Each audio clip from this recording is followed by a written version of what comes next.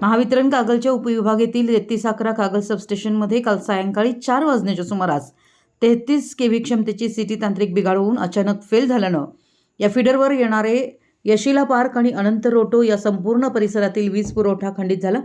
पण यावेळी महावितरणचे अधिकारी व कर्मचारी यांनी तात्काळ कार्यवाही करत हुपरी येथून नवीन सीटी उपलब्ध केली।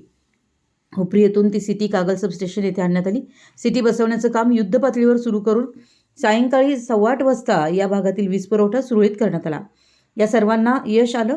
कागल उपविभागचे उपकार्यकारी अभियंता अभयकुमार आळवेकर आणि कागलचे सहाय्यक अभियंता अभिजित चव्हाण यांच्या मार्गदर्शनाखाली लाईनमन प्रवीण चौगुले, गणेश परीट, प्रवीण पोद्दार, अनिकेत कुंभार, नितेश शेडमाके, अमृत भावके, युवराज मगदूम, शुभम पसारे, अजिंक्य शिंत्रे, प्रणील माने, अक्षय चौगुले, सागर आगळे, रोहित ठेंगे, प्रथम आगळे, ओंकार कुरडे, ऑपरेटर तेलवेकर, सागर पाटील यांनी या कामात महत्त्वपूर्ण कामगिरी बजावली।